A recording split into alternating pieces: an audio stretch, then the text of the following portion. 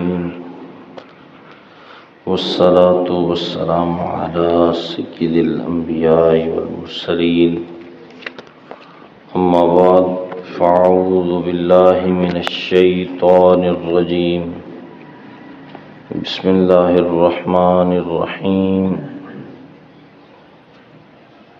إن الله وملائكته يصلون على النبي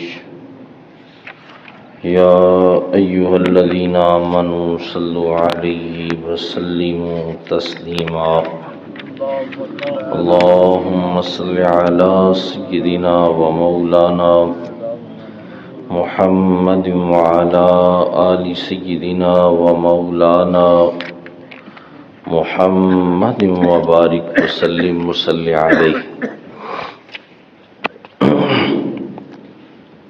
بحمد اللہ تعالی۔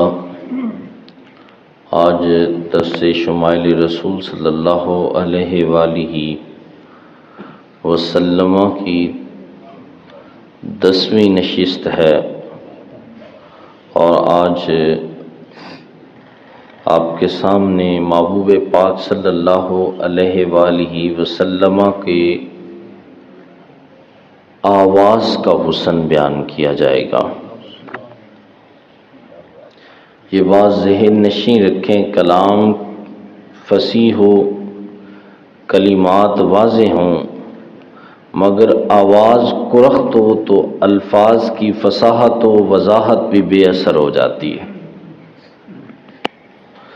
انبیاء علیہم السلام کو اللہ رب العزت نے چونکہ داعیے اور مبلغ ہوتے ہیں، اور ان کی تبلیغ جو ہے وہ مؤثر تب ہی ہو سکتی ہے جب الفاظ و حروف کے ساتھ ساتھ لہجہ و آواز بھی دلکش ہو۔ اس لیے اللہ تعالیٰ نے تمام انبیاء کرام علیہ السلام کو عمدہ کلام اور خوبصورت آواز عطا فرمائی۔ تو جب سارے نبیوں کو اللہ نے عمدہ کلام اور خوبصورت آواز عطا فرمائی ہے، تو پھر نبی رحمت صلی اللہ علیہ وسلم تو داعی اعظم ہیں، مبلغ اعظم ہیں، تو پھر کیوں نہ اللہ تعالیٰ نے آپ کی آواز کو دیگر انبیاء کی آوازوں سے زیادہ حسین اور شیریں بنایا۔ حضرت انس بیان کرتے ہیں، ما بعث اللہ نبیا الا حسن الوجہ حسن الصوت وکان نبیہم احسنہم وجہا واحسنہم صوتا۔ اللہ تعالیٰ نے جو بھی نبی بھیجا اس کو خوبصورت چہرہ اور خوبصورت آواز عطا فرمائی، مگر محبوب پاک صلی اللہ علیہ وآلہ وسلم کو سب سے زیادہ حسین چہرہ عطا فرمایا اور سب سے زیادہ حسین آواز عطا فرمائی۔ یہ بات ذہن نشین رکھیں، 3 چیزیں ہوتی ہیں انسان کی آواز کو خوبصورت اور بلند کرنے کے لیے۔ ایک تو مردانہ آواز میں کشش و جاذبیت پیدا کرنے کے لیے آواز کا بھاری ہونا یہ بڑا ضروری ہے۔ نمبر 2 بلند ہونا بڑا ضروری ہے۔ نمبر 3 میٹھا شریں اور اس کا نغمگیں اور ترنم کا پایا جانا یہ بڑا ضروری ہے، اور رسول اللہ صلی اللہ علیہ وسلم کی آواز میں یہ تینوں چیزیں اتم پائی جاتی تھی۔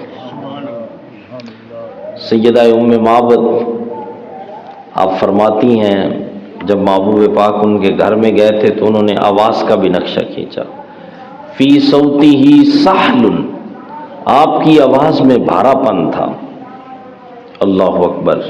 لیکن اللہ نے محبوب کی آواز کو یہ معجزہ عطا فرمایا تھا کہ آپ مسجد نبوی میں اونچی آواز سے خطبہ دیا کرتے تھے تو لوگ مدینے کے تمام گھروں میں آپ کی آواز کو سنا کرتے تھے۔ حضرت براء بن عازب فرماتے ہیں ایک دفعہ رسول اللہ صلی اللہ علیہ وسلم نے ہمیں خطبہ دیا، جسے گھر میں پردوں کے اندر بیٹھی ہوئی عورتوں نے بھی سن لیا. اور ایک دفعہ رسول اللہ صلی اللہ علیہ وسلم ممبر پر جلوہ فراز تھے اور حاضرین جو مسجد میں پھر رہے تھے ان سے ارشاد فرمایا اجلسوا، بیٹھ جاؤ. حضرت عبداللہ بن رواحہ نے یہ فرمان محلہ بنی غنم میں سنا، حالانکہ وہ مسجد نبوی سے ہٹی ہوئی تھی.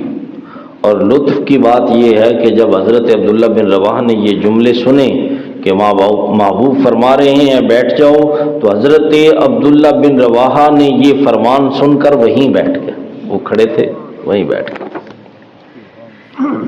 اللہ اکبر. اور حجۃ الوداع کے موقع پر آپ جانتے ہیں تقریباً 1,40,000 کے قریب صحابہ اکرام رضوان اللہ علیہم اجمعین کا جو ہے جمع غفیر تھا.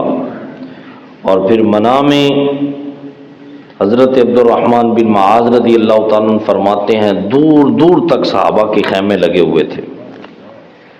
اور پھر محبوب پاک صلی اللہ علیہ وسلم نے خطبہ ارشاد فرمایا.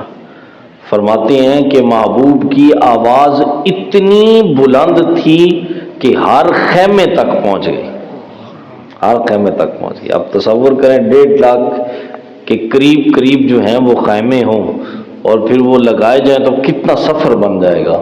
تو فرمایا محبوب کی آواز اتنی بلند تھی کہ ہر خیمے میں محبوب پاک صلی اللہ علیہ وسلم کی آواز جو ہے وہ پہنچ گئی. اللہ اکبر. اور آواز کتنی میٹھی تھی. سیدہ ام معبد کہتی ہیں اذا تکلم سما وعلاہ الہباہ حلو المنطق، جب آپ بولتے تھے تو سامعین پر چھا جاتے تھے اور چہرے پر رونق آ جاتی تھی اور میٹھی میٹھی باتیں کرنے والے تھے. اللہ اکبر. میاں محمد علی ظہوری قصوری نے کیا ہی نقشہ کھینچا. آپ فرماتے ہیں کک سواد نہ مشری اندر، کک سواد نہ مشری اندر تے کھنڈا بھی چکھ ڈٹھیاں اینا ساریاں چیزاں نالوں گلاں سجن دیاں مٹھیاں. اللہ اکبر. محبوب پاک صلی اللہ علیہ وسلم کتنی خوبصورت لہجے میں گفتگو کرتے ہوں گے. سید اعلیٰ حضرت شاہ امام احمد رضا خان فاضل بریلوی رحمہ اللہ تعالی آپ فرماتے ہیں میٹھی میٹھی عبارت پہ شیریں درود، میٹھی میٹھی عبارت پہ شیریں درود، اچھی اچھے اشارت پہ لاکھوں سلام، اچھی اچھے اشارت پہ لاکھوں سلام. تو آپ کی آواز میں ترنم بھی رچا بسا تھا. حضرت جبیر بن مطعم رضی اللہ تعالیٰ عنہ فرماتے ہیں حسن النغم، نمغین آواز والے تھے. اللہ اکبر. اور کیا تصور ہوگا یار جب اتنی خوبصورت آواز کا مالک وہ بھی امام الانبیاء، اللہ اکبر، اور پھر نغمہ باز ترنم ریزی کی آواز میں دنیا کا سب سے فصیح کلام قرآن مجید فرقان حمید کی جب محبوب تلاوت کرتے ہوں گے. حضرت براء بن عازب کہتے ہیں قرأ رسول اللہ صلی اللہ علیہ وسلم فی العشاء والتین والزیتون فلما اسمع صوتا احسن منہ. فرماتے ہیں محبوب پاک صلی اللہ علیہ وسلم نے عشاء کی نماز میں سورہ تین کی تلاوت کی اور ایسا خوبصورت لہجے میں پڑھا، کہتے ہیں اس سے زیادہ حسین لہجے میں میں نے آج تک کسی سے قرآن نہیں سنا تھا. اتنے خوبصورت لہجے میں. اللہ اکبر. اور ایک روایت میں آتا ہے صحابہ کرام رضوان اللہ علیہم اجمعین صبح فجر کی نماز پڑھنے کے لیے آئے تو محبوب پاک صلی اللہ علیہ وسلم نے دوسری رکعت میں سورہ دہا کی تلاوت کی.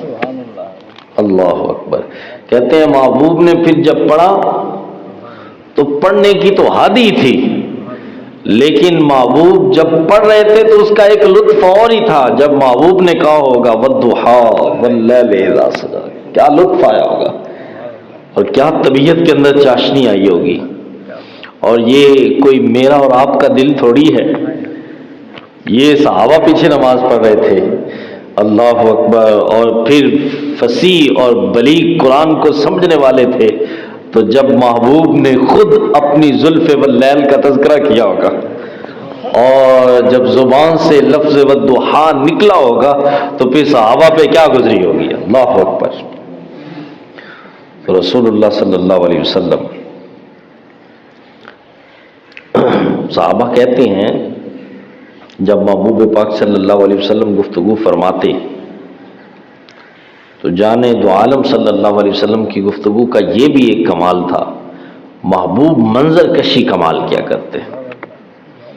کہتے ہیں جب جنت کے انعامات، دوزخ کے ملحقات، قبض روح کی کیفیات، برزخ کے حالات، حشر و نشر کی مشکلات، سب یہ غیب کے زمرے میں داخل ہیں اور ان کے اوپر ایمان بالغیب ہی ہے، لیکن صحابہ کہتے ہیں جب محبوب پاک صلی اللہ علیہ وسلم اپنے انداز میں ان مراحل کی تفصیل بیان کرتے تو سامعین کے سامنے ایسا نقشہ کھینچا کرتے، یوں محسوس ہوتا کہ ہم یہ ساری چیزیں دیکھ رہے ہیں، ہم یہ ساری چیزیں دیکھ رہے ہیں۔